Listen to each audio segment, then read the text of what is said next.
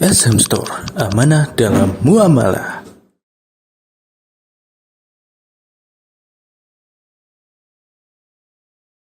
Muhdatsatin bid'ah wa kullu bid'atin dhalalah wa kullu dhalalatin finnar. Kaum muslimin wal muslimat yang dimuliakan Allah Azza wa Jalla, alhamdulillah kita bisa bertemu kembali dalam majelis yang mulia ini. Dan pada kesempatan kali ini kita akan membacakan bab yang keempat dari kitab At-Tauhid. Bab yang keempat ini adalah bab ad-du'ai ila syahadati alla ilaha illallah. Bab menyeru kepada persaksian tidak ada sesembahan yang berhak disembah dengan benar kecuali Allah Azza wa Jalla. Pada bab ini Syekh rahimahullahu ta'ala membawakan satu ayat Al-Quran yang terdapat dalam surat Yusuf, dan beliau juga membawakan dua hadis dari Rasulullah sallallahu alaihi wasallam. Ma'asyiral muslimin wal muslimat yang dimuliakan Allah Azza wa Jalla, bab menyeru kepada persaksian bahwa tidak ada sesembahan yang berhak disembah dengan benar kecuali Allah, hakikatnya adalah menyeru kepada tauhid, yaitu menyeru kepada mengesahkan Allah Azza wa Jalla. Dan bab ini berkaitan dengan bab-bab sebelumnya, di mana sebelum bab menyeru kepada tauhid, Al-Imam Muhammad bin Abdul Wahab beliau membawakan bab tentang keutamaan tauhid dan yang menghapuskan dosa. Setelah itu beliau membawakan bab orang yang merealisasikan tauhid maka akan masuk surga tanpa hisab. Setelah itu beliau membawakan bab takut dari perbuatan syirik. Kemudian beliau baru membawakan bab menyeru kepada tauhid. Ya. Jadi saya ulangi lagi. Ya. Sebelum bab ini beliau membawakan bab keutamaan tauhid dan amalan yang menghapuskan dosa.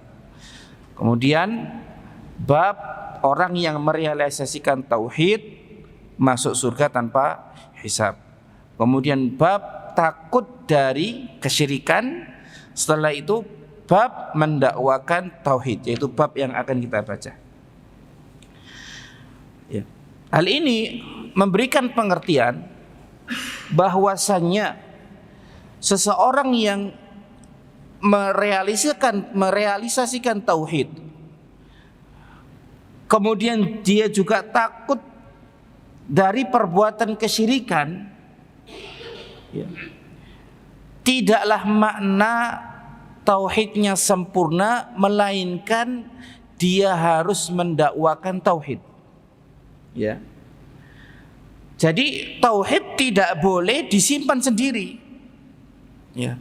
Wes, yang penting saya tauhid, saya enggak syirik, perkara orang lain terserah dia. Nah, ya, acuh. Ya. Tidak ada kecemburuan dalam masalah tauhid. Tidak ada keinginan untuk menyebarkan tauhid, maka ini indikasi tauhidnya tidak sempurna. Ya. Ya, orang yang sempurna tauhidnya, yang merealisasikan tauhid, kemudian dia pun takut dari kesyirikan, dia akan mendakwakan tauhid. Ya. Ya.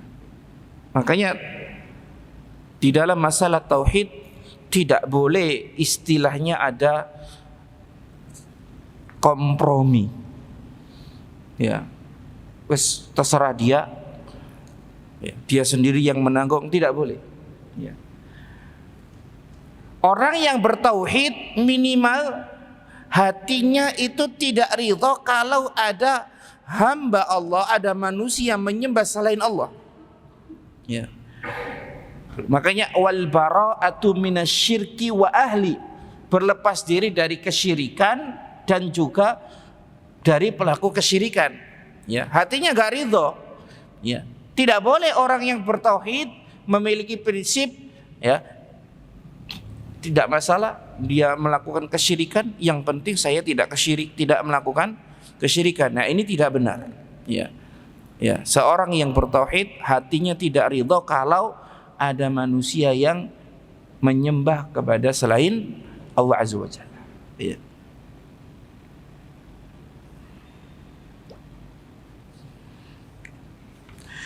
Kemudian Syekh rahimahullah ta'ala membawakan ayat yang berada dalam surat Yusuf nomor ayat 108.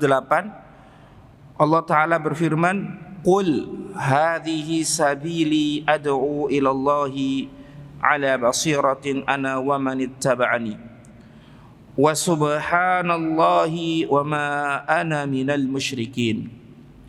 Katakanlah wahai Muhammad, ini adalah jalanku. Aku menyeru, aku berdakwah kepada Allah Azza wa Jalla ala basiratin, di atas ilmu, ana wa man ittaba'ani, aku dan orang-orang yang mengikutiku. Wa subhanallahi wa ma ana minal musyrikin, dan maha suci Allah Azza wa Jalla, aku bukanlah termasuk orang-orang yang mempersekutukan Allah Azza wa Jalla. Ya. Ayat ini merupakan akhir dari ayat yang terdapat dalam surat Yusuf. Dan ayat ini menerangkan tentang dakwah kepada Allah Azza wa Jalla. Ya. Dan kalau kita mencermati cerita Nabi Yusuf yang Allah Ta'ala sebutkan, maka ya, akan kita dapati bahwasanya cerita Nabi Yusuf alaihissalam berisi tentang dakwah. Ya. Ya. Bagaimana beliau ketika di penjara, ya, beliau mendakwakan tauhid kepada teman yang satu sel dengan beliau. Ya. Dan dakwah merupakan kewajiban setiap orang. Ya. Ya. Dakwah itu ada yang hukumnya fardu kifayah, ada dakwah yang hukumnya fardu ain. Ya. Dakwah yang hukumnya bersifat fardu ain itu adalah dakwatul hal, dakwah dalam bentuk mengamalkan ajaran Islam. Ya. Lisanul hal. Ya. Seorang ayah misalnya, wajib bagi dia untuk berdakwah kepada keluarganya, anak dan istrinya, seorang laki-laki, ya, berdakwah kepada anak dan istrinya, mengajak. Ya. Wajib. Ya ayyuhalladzina amanu qu anfusakum wa ahlikum nara. Wahai orang-orang yang beriman, jagalah dirimu dan keluargamu dari api neraka. Seseorang yang berprofesi sebagai pedagang misalnya, dia wajib berdakwah. Ya, dalam bentuk apa? Mempraktekkan bagaimana Islam memberikan tuntunan dalam berdagang. Misal menjauhi riba saat transaksi, misal menepati janji jika ada hutang piutang sesuai dengan jatuh temponya. Kalau tidak mampu meminta udzur, ya, menjelaskan kondisi barang dengan sebenar-benarnya. Ya, ini adalah bagian dakwah. Ya.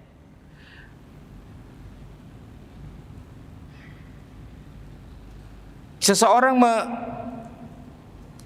contohkan adab-adab yang mulia di hadapan orang-orang yang belum beriman, ini pun bagian dari dakwah sehingga mereka tertarik dengan Islam. Ya. Ini dakwah yang bersifat fardu ain. Adapun dakwah yang bersifat fardu kifayah, maka ini berupa ta'alim, mengajar agama Islam, mengajar ilmu-ilmu keislaman, mengajar tafsir, mengajar hadis. Ini hukumnya fardu kifayah. Ya. Kalau ada yang sudah melaksanakan, dan yang melaksanakan tentu adalah orang-orang yang punya ilmu, bukan orang-orang yang tidak memiliki ilmu, ya, maka gugur kewajiban dari yang lain. Di dalam ayat ini ada dua hal penting. Yang pertama adalah dakwah yang sebenarnya adalah dakwah kepada Allah, yaitu dakwah berupa menyeru manusia kembali kepada ajaran Islam, kepada agama Allah Azza wa Jalla, dan didasari dengan ikhlas. Ya. Qul hadhihi sabili ad'u ilallah. Aku berdakwah kepada Allah, bukan berdakwah kepada diriku. Ya. Manusia diajak kembali kepada Allah Azza wa Jalla, diajak kembali kepada agama Islam yang benar. Agama Islam yang benar adalah ajaran yang atau syariat yang didasari dengan Al-Quran dan As-Sunnah Rasulullah SAW. Ini adalah ajaran Islam yang benar. Maka manusia diajak kembali kepada Allah Azza wa Jalla, kembali kepada Al-Quran, diajak kembali kepada hadis Nabi SAW di dalam perkara urusan agama. Adapun perkara urusan dunia, maka kita mengambil ucapan Nabi SAW, antum a'lamu bi umuri dunyakum. Kalian lebih tahu tentang urusan dunia kalian dibandingkan aku.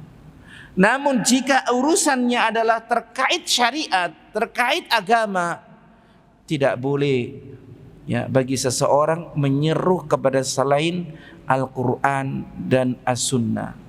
Ya, kaum muslimin harus diajak kembali kepada Al-Quran dan kembali kepada As-Sunnah. Karena Al-Quran dan Sunnah adalah pusaka yang bisa menghindarkan seseorang dari kesesatan. Taraktu fikum amrayni lan tadillu ba'di in tamassaktum bihima kitaballahi wa sunnati. Ya, atau kama qala Rasul sallallahu alaihi wasallam. Aku tinggalkan kepadamu dua hal yang apabila kalian berpegang teguh dengannya, kalian tidak akan pernah tersesat. Ya, tidak akan pernah melenceng. Apa itu? Kitaballahi wa sunnati Rasulillah sallallahu alaihi wasallam. Ya, sehingga pada zaman sekarang banyak sekali, ya, orang-orang mempraktekkan amalan-amalan. Ya, bagi kita gampang mengeceknya, gampang menilainya. Ya, tinggal ditanya saja, amalan tersebut punya dasarnya dari Al-Quran ataukah punya dasarnya dari Rasulullah Sallallahu Alaihi Wasallam. Selesai.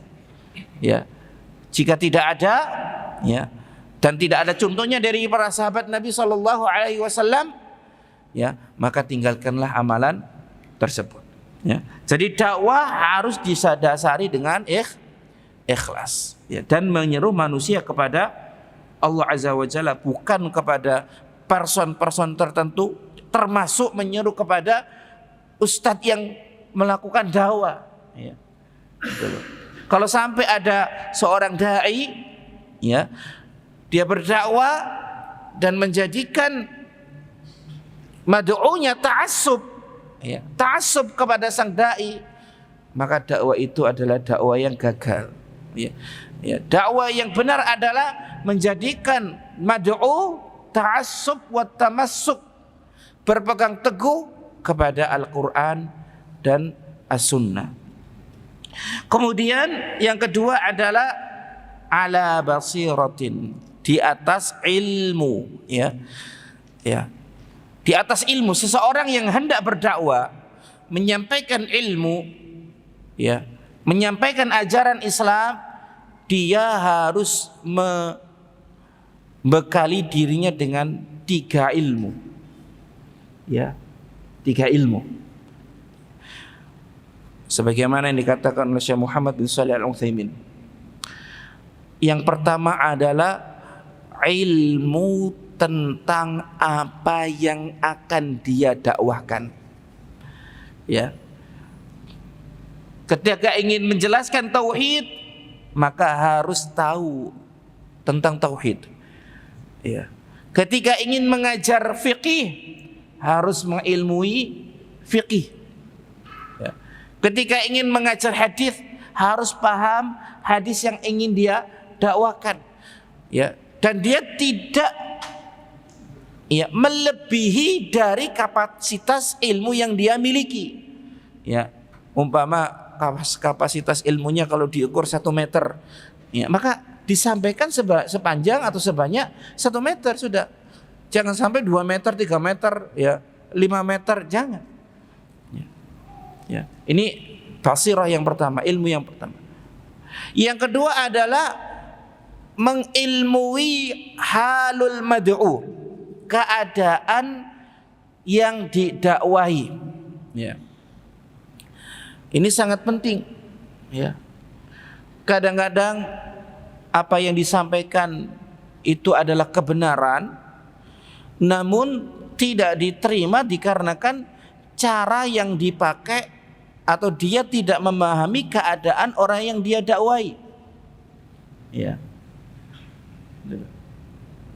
Ya. Kita lihat Rasul sallallahu alaihi wasallam. Rasul sallallahu alaihi wasallam ketika beliau mengirim surat kepada Heraklius, Azimir Rum, ya, Kaisar Rum, ya. Bagaimana beliau membuka? Ya. Min Muhammad ila Azimi Ar-Rum. Dari Muhammad untuk pembesar Romawi. Ya. Ya. Beliau tidak sekedar menyebutkan nama, namun dikasih gelar Azimi Rum, pembesar Romawi. Kenapa? Karena yang dia dakwahi adalah seorang raja yang memiliki kedudukan yang tinggi di masyarakatnya. Maka diangkat ya penyebutannya oleh Rasulullah sallallahu alaihi wasallam. Ya. Jadi tidak sama antara mad'u yang satu dengan mad'u yang lain. Ya. Mad'u yang di Surabaya dengan mad'u yang ada di Jawa Tengah tidak sama. Ya. Bahkan yang di kota dengan yang di desa pun ya tidak sama. Kalau orang kota biasanya lebih terpelajar, istilah-istilah yang ilmiah sudah paham, ya. Masalah mungkin Facebook, Instagram, sudah familiar. Nah, tapi kalau dakwah di pelosok yang setiap harinya adalah orang-orang petani yang nggak pernah main Facebook, nggak pernah main sosmed, kemudian ketika dakwah menyebutkan contoh-contoh dari Facebook, sosmed, tentu bukan hal yang tepat, tidak hikmah. Kenapa? Karena tidak sesuai dengan keadaan mad'u. Ya. Ya. Salah satu contohnya begini. Ya. Menerangkan tentang bid'ah untuk orang petani misalnya. Ya. Konsep dalam Islam adalah kita beramal sesuai dengan perintah dari Allah dan dari Rasul sallallahu alaihi wasallam. Ya. Bagaimana mendekatkan kepada orang-orang yang kesehariannya itu petani? Gampang. Ya, Pak, bagaimana pandangan sampean? Ya. Jika ada orang ya tidak disuruh nyangkul sawah sampean, tiba-tiba nyangkul, setelah selesai nyangkul minta bayaran. Sampean enggak nyuruh. Kira-kira sampean kasih apa enggak? Ya, gak usah dikasih. Kalau tidak dikasih pun tidak salah. Kenapa? Enggak saya suruh, salahnya sendiri. Kenapa? Nyangkul. Ya, begitu pula dalam Islam. Ya, ya. Enggak disuruh untuk diamalkan, kok diamalkan terus minta pahala, minta bayaran gitu. Ya, ya, enggak mungkin. Nah, ini apa? Ya, ini memahami mad'u. Ya. Kemudian yang ketiga adalah ilmu tentang cara mendakwahkan. Ya. Kaifiyatu dakwah. Ya. Ya. Bagaimana dia mendakwakan, dengan bahasa apa, dengan bahasa yang bagaimana. Ya. Itu. Ya. Kalau berada di mad'unya itu orang-orang yang berbicara dengan bahasa kromo, inggil, kromo yang halus, ya, maka yang paling tepat adalah disampaikan dengan kromo halus, kromo inggil, bahasa Jawa yang halus.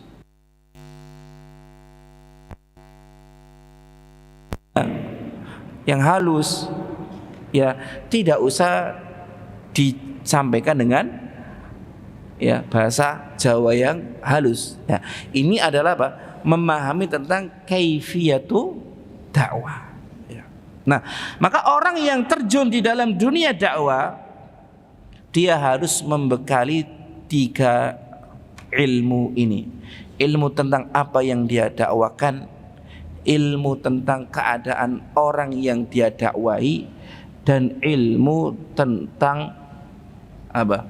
Bagaimana dia mendakwahi. Ya. Ya. Rasul sallallahu alaihi wasallam sangat hikmah di dalam berdakwah.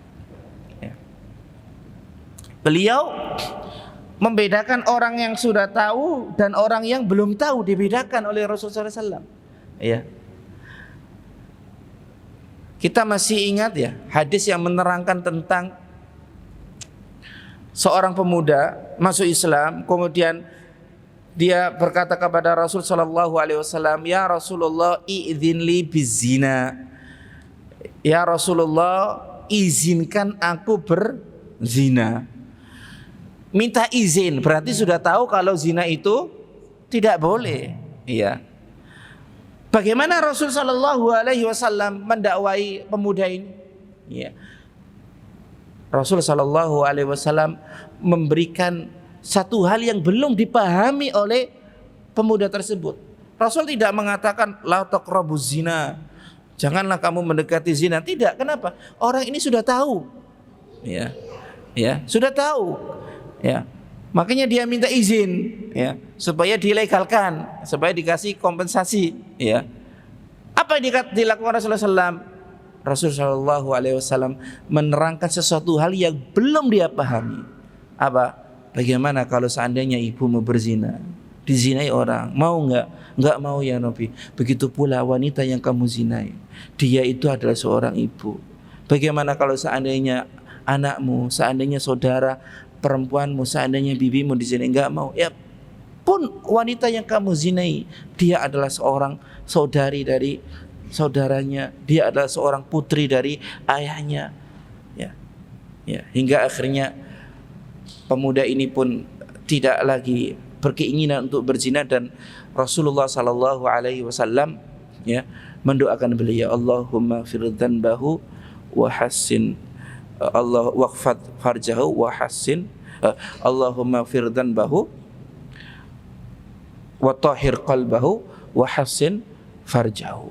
Ya, ini hadis yang sangat mulia yang harus kita pegang ya. Bagi kita yang hidup pada zaman sekarang, terutama ya orang tua, seorang guru. Kenapa? Anak-anak kita berada pada masa yang sangat-sangat menakutkan. Ya. Berbeda dengan 10 tahun yang lalu, 20 tahun yang lalu. Ya, ya dulu kita mungkin mainnya nekeran gitu aja. Sekarang enggak, berbahaya. Maka butuh apa? Butuh pendampingan, butuh rahmah. Ya, butuh kasih sayang. Ya, lihatlah Rasul sallallahu alaihi wasallam datang kepada beliau pemuda yang ingin berzina. Ingin berzina, bukan ingin yang lain, ingin berzina. Rasul sallallahu alaihi wasallam punya kasih sayang dengan dia, punya rahmah, ya. Rasul sallallahu alaihi wasallam terangkan dengan tata cara yang lembut. Tidak hanya itu, didoakan oleh Rasul sallallahu alaihi wasallam, Allahumma ighfir dzanbahu wa tahhir qalbahu wa hasil farjau. Ya. Nah, ini Rasul sallallahu alaihi wasallam. Kemudian setelah itu Syekh rahimahullah taala beliau membawakan hadis yang bersumber dari sahabat yang mulia Abdullah ibnu Abbas radhiyallahu anhuma, ya, anna Rasulullah sallallahu alaihi wasallam, bahwasanya Rasul sallallahu alaihi wasallam lamma ba'atha Mu'adzan ilal Yamani, ketika beliau mengutus Mu'adz ke Yaman, qala, ya, lahu, Rasul sallallahu alaihi wasallam berkata kepada Mu'adz, innaka ta'ti qauman min ahlil kitab, sesungguhnya engkau wahai Mu'adz akan mendatangi satu kaum dari kalangan ahlul kitab. Ya, ini adalah bentuk persiapan dakwah yang Rasul berikan kepada Mu'adz, ya, yaitu agar Mu'adz paham bahwasanya yang dia hadapi adalah ahlul kitab, bukan musyrikin, ya. Dan ahlul kitab pada zaman tersebut, ya, disebutkan oleh Syekh, ya, imma an takuna nasraniyan atau imma an takuna yahudiyan, ya. Ya, ahlu Yaman tersebut ahlu Yaman, ya, kaum yang didatangi Mu'adz, kalau tidak orang Yahudi ya orang Nasrani, ya.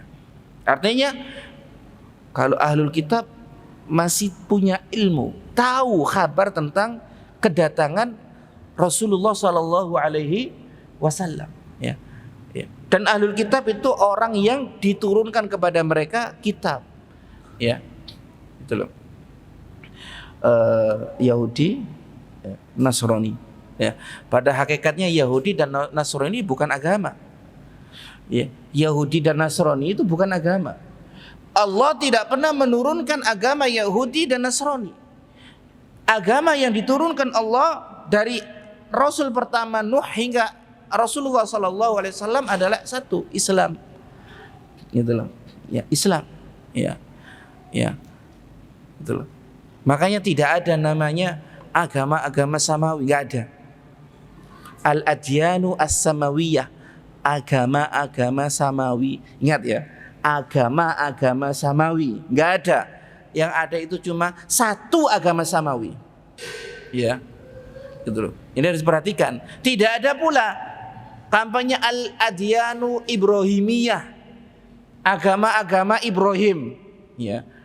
Masjid sampingnya sinagog, ya, ibadahnya orang Yahudi, sampingnya ibadahnya orang Nasrani. Oh, ini adalah al-adyanu ibrahimiyah, agama-agamanya Ibrahim, karena ya semuanya satu keturunan dari Ibrahim, keturunan Ishak, keturunan Ismail.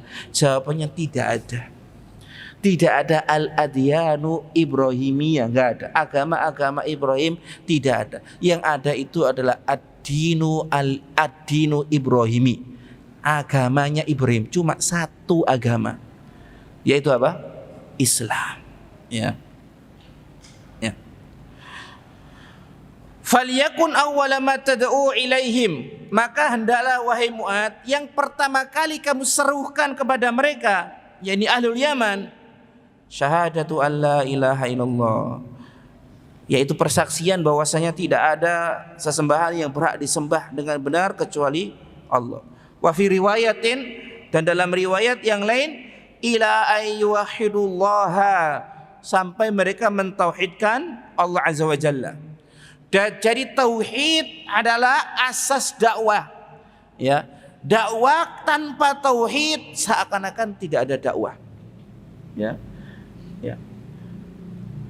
Seseorang kalau sudah mentauhidkan Allah azza wa jalla, maka dia akan mudah untuk menerima ajaran-ajaran Islam yang lainnya. Ya. Dia tidak akan pikir-pikir, ya, benar enggak? Masa seperti ini? Enggak sesuai dengan zaman. Tidak. Ya.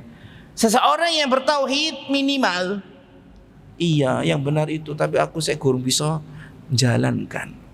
Ya. Minimal seperti itu. Ya. Rasul sallallahu alaihi wasallam contoh paling utama. Beliau mendakwakan tauhid, ya, kepada para sahabat beliau hingga tauhid mengakar kuat di hati-hati para sahabat. Bilal bin Rabah mampu bersabar untuk menerima siksaan dari Umayyah bin Khalaf. Ya. Ammar ibn Yasir dan sahabat yang lainnya. Kemudian ketika di kota Madinah, ya, turun ayat-ayat syariat, di antaranya adalah ayat khamr. Apa yang dilakukan oleh para sahabat? Langsung dibuang. Ya, seakan-akan apa? Jalan-jalan kota Madinah ini banjir dengan khamr. Tidak pakai pikir-pikir, aduh, sak gentong dihitung, waduh, 5 juta. Panas. Ya, sayang. Ya. Nggak pikir seperti itu, langsung dibuang. Sahabiat ketika turun ayat hijab agar ya melemparkan jilbab ke dada-dada mereka, yang nggak punya kain, korden-korden rumahnya dilepas dipakai untuk berjilbab, langsung, tidak pikir panjang. Ya, tidak seperti apa zaman sekarang. Ya, yang penting hatiku berjilbab. Ya, ya, ya. Kenapa para sahabat demikian? Karena mereka sudah mentauhidkan Allah Azza wa Jalla dengan sebenar-benarnya. Jadi kalau ya, tauhid itu sudah menyentuh di hati, insya Allah semuanya itu gampang dikerjakan. Ya, berapa banyak saudara-saudara kita yang sudah mengenal sunnah, mengenal tauhid, kemudian dia berada di pekerjaan yang ada sisi haramnya, dia tinggalkan meskipun gajinya puluhan juta. Kenapa? Karena sudah bertauhid. Ya.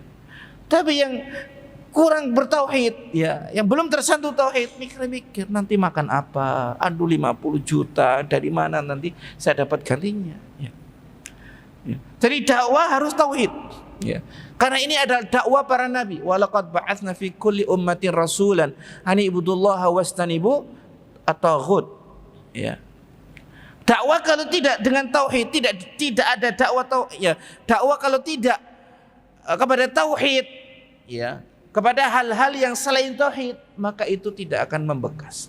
La yu'assis, tidak akan memberikan pondasi. Ibaratnya bangun rumah tapi pondasinya itu enggak kokoh.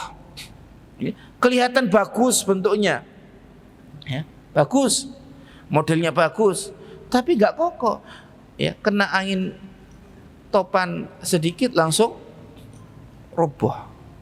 Ya. Fa in ata'u kalidzalik, apabila fa inhum ata'u kalidzalik, apabila mereka, ya wahai Mu'adz, sudah mentaatimu, ya, untuk hal itu, sudah mentauhidkan Allah Azza wa Jalla, fa'alimhum anna Allah aftaradu alaihim khamsa salawatin fi kulli yaumin wa lailatin. Maka ajarilah mereka, ya, serulah mereka atau beritahulah mereka bahwasanya Allah Azza wa Jalla mewajibkan atas mereka salat 5 waktu sehari semalam. Ya. Ya. Rukun Islam itu ada berapa? Ada 5. Ya. Ya, ada 5. Rukun Islam yang paling penting itu adalah syahadat, kemudian sholat. Ya. Terkait sholat ini ada dalil khusus yang menerangkan bahwa siapa yang meninggalkan sholat dia kufur. Ya. Gitu loh. Ya. Terlepas dari perselisihan para ulama. Ya. Tapi yang penting ada dalil yang tegas menerangkan bahwasanya siapa yang meninggalkan sholat maka dia kufur. Ya. Al-ahdul ladzi bainana wa bainahum as-shalah. Dalam riwayat yang lain, al-farqul ladzi bainana wa bainahum as-shalah. Perjanjian atau perbedaan antara kita dengan mereka orang-orang kufar adalah sholat. Faman taraka faqad kafar. Siapa yang meninggalkan sholat maka dia kufur. Ya. Ya, ibaratnya itu begini, Pak. Ibaratnya ini Islam, ya. Ini Islam. Ini jari yang 5 ini rukun Islam. Syahadat, sholat, ya, zakat, puasa, haji, ya. Umpama begini. Ya. Kelima-limanya, ya, ada kuat. Ada orang nggak bisa haji, Islam masih terpegang atau tidak? Terpegang Islam? Terpegang. Ada orang nggak bisa puasa, terpegang Islam? Terpegang. Ada orang nggak bisa zakat, terpegang? Terpegang. Tapi ini ada orang nggak mau sholat, Islam terpegang? Enggak. Jadi nggak cukup syahadat saja, yang penting syahadat, enggak. Ya, sholat. Ya. Setelah syahadat, sholat. Ya. Ya. Dan sholat ini adalah amalan yang pertama kali akan dihisab oleh Allah Azza wa Jalla. Ya Allahumma ja'alni min muqimis as-shalah. Kemudian fa'inhum ata'u kalidzalik, kalau mereka sudah mentaatimu tentang hal itu, sudah mau mendirikan salat, fa'alimhum, maka beritahulah mereka, sampaikan kepada mereka, annallahu aftaradu alaihim shadaqatan, bahwasanya Allah mewajibkan bagi mereka sedekah, yaitu zakat, ya. Ya, karena yang wajib itu adalah zakat. Ya, adapun sedekah sunnah. Ya. Ya di sini sedekah di sini adalah zakat. Tu'khadhu min aghniyaihim, yang diambil dari orang-orang yang kaya. Ya.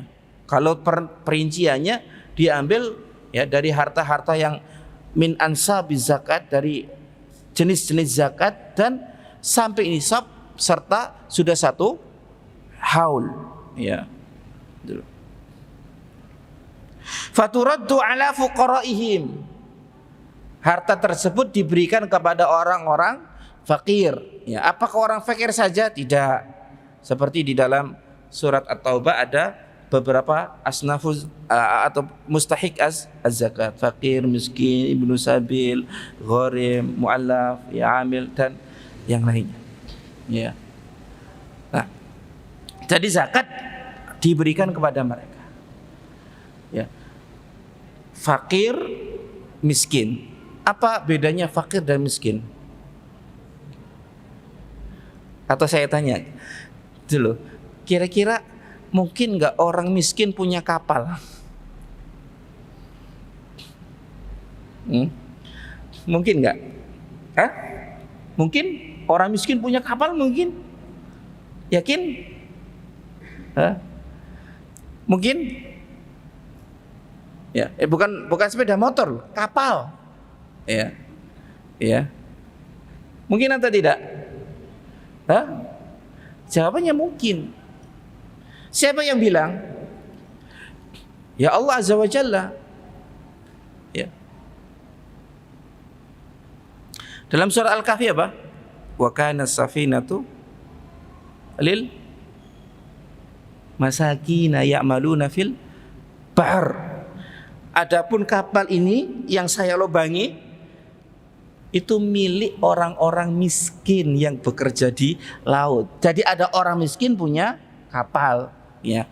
Nah, dari sini bisa dibedakan, ya, antara fakir dan miskin. Orang miskin itu adalah orang yang punya ra'sul mal, punya modal untuk mencari nafkah, namun hasilnya tidak bisa menutup kebutuhan pokoknya, kebutuhan yang wajib, ya, bukan kebutuhan yang bersifat mewah, bukan. Makan, minum, tempat tinggal dia nggak cukup, sekolah anak nggak cukup. Meskipun dia punya kapal, ya, kan punya kapal, iya kapal ini untuk usaha. Kalau dijual dia statusnya bukan miskin lagi, turun menjadi fakir. Kalau fakir itu murni dia tidak punya apa? Modal. Jadi kalau mau tahu perbedaan fakir dan miskin, ya ingat saja di surat Al-Kahfi ada orang miskin punya kapal, itu sudah.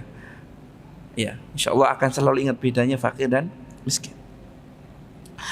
Fa inhum ata'u laka, atau fa inhum ata'u kalidzalik, apabila mereka mentaatimu, ya, akan hal itu, fa iyyaka wa qaraima amwalihim, hati-hatilah dari harta-harta berharga orang-orang yang kaya, ya, gitu.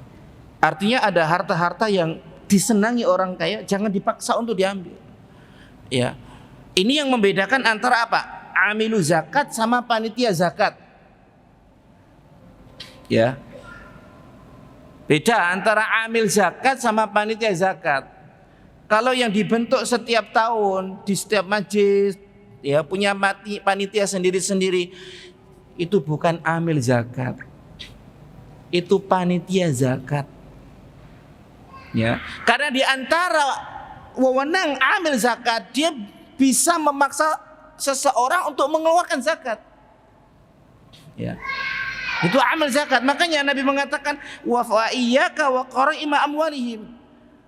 Hati-hati jangan mengambil harta-harta berharga dari orang-orang kaya. Ya.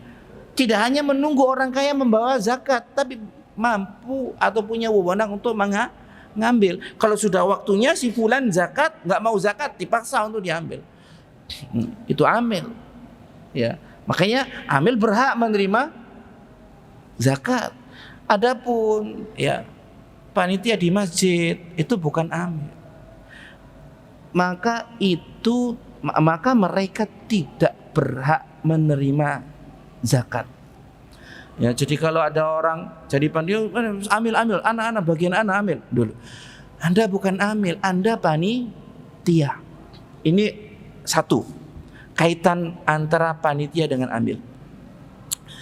Nomor 2, apabila ada seorang menitipkan zakat fitrah ke masjid, dan kita sudah tahu bahwasanya masjid panitia zakat ini bukan amil, ya. Kemudian ternyata panitia membagikan zakat fitrah tersebut ba'da sholatil id. Dianggap zakat fitrah atau tidak? Bukan.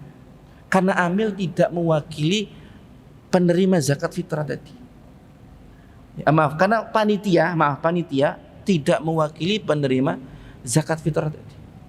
Berbeda dengan amil yang memang ditunjuk resmi oleh pemerintah menangani zakat. Ya, ketika ada orang membayarkan zakat ke dia, kemudian ternyata diberikan setelah sholat id, ini dianggap mengeluarkan zakat fitrah pada waktunya. Ya, ini perbedaan antara amil sama panitia. Maka yang setiap tahunnya menjadi panitia hendaknya berhati-hati dan mengilmui fikih zakat fitrah ataupun zakat mal. Ya. Kemudian Rasulullah SAW mengatakan wattaqi da'watal madlum, dan takutlah kamu wahai Mu'ad dari doanya orang-orang yang dizalimi.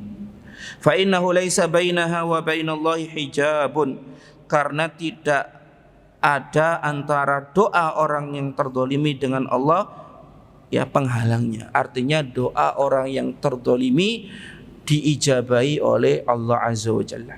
Ya. Maka hati-hati, jangan sampai kita gampang ya meremehkan perbuatan zalim, baik dengan anggota tubuh kita, dengan celaan kita ataupun yang lainnya. Jangan. Ya, mencela jangan, hindari. Ya. Mencela fisik jangan. Ya, apalagi mencela agama. Jangan. Kalau tidak punya dasar ilmu, tidak punya hujah yang nanti bisa kita pertanggungjawaban di hadapan Allah Azza wa Jalla. Ya. Kemudian seseorang yang dizalimi ada beberapa hal yang bisa dia lakukan. Yang pertama adalah membalas kezaliman tersebut dengan doa. Ya. Ini boleh. Boleh enggak orang yang dizalimi mendoakan keburukan terhadap orang yang menzalimi dia?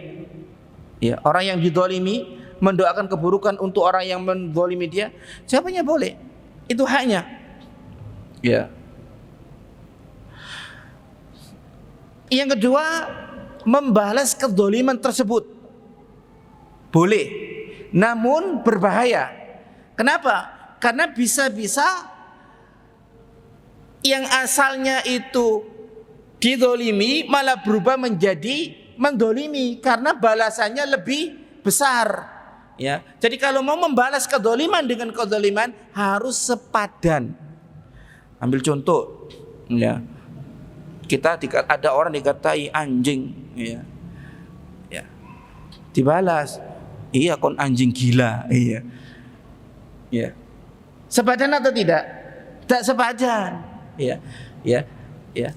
Dikatai anjing, dibalas anjing gila. Berarti awalnya dia didolimi, ya, berubah menjadi mendolimi. Dan kita, ya, jujur saja, sebagai manusia, kalau kita didolimi kemudian kita membalas dengan kedoliman, insya Allah nggak akan ada habisnya. Ya, wes pokoknya pengen terus dibalas, ya. Kalau perlu mungkin orang yang mendolim kita itu hancur sehancur-hancurnya, gitu kan. Gak berhentinya. Maka ini berbahaya. Ya. Dan yang ketiga yang paling ditekankan oleh syariat adalah memaafkan. Ya, gitu loh. Memaafkan. Ini pahalanya besar di sisi Allah Azza wa Jalla. Dan ini yang dicontohkan oleh Rasulullah sallallahu alaihi wasallam, ya. Cukup cerita bagaimana Rasul sallallahu alaihi wasallam menaklukkan kota Mekah. Ya. Kurang apa Rasul sallallahu alaihi wasallam didolimi oleh penduduk Mekah? Kurang apa? Diusir, ya. Ditaruhi kotoran di punggung beliau saat sholat, sahabat-sahabat beliau disiksa, bahkan ada yang sampai meninggal dunia. Kurang apa? Tapi ketika Rasul sallallahu alaihi wasallam menaklukkan kota Mekah dan mampu membalas kezaliman mereka, apa kata Rasul sallallahu alaihi wasallam? Idhabu antum tulaqa. Sudah, kalian pergi, kalian bebas.